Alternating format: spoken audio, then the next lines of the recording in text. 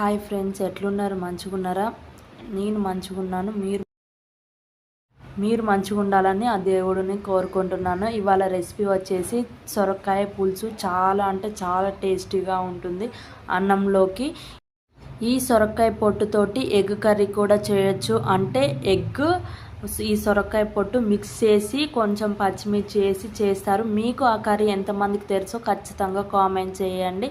ఈ పులుసు మాత్రం మీరు ఒక్కసారి ఇంట్లో ట్రై చేసి, నా స్టైల్లో ఒక్కసారి ట్రై చేసి నాకు కామెంట్ చేయండి. ఈ సొరకాయ ఈ సమ్మర్లో తీసుకోవడం వలన బాడీ డిహైడ్రేషన్ కాదు, సొరకాయలో వాటర్ కంటెంట్ ఎక్కువ ఉంటుంది. మీకు వీలైనంత వరకు ఈ సొరకాయ మీ ఫుడ్లో అప్పుడప్పుడు యాడ్ చేసుకోండి.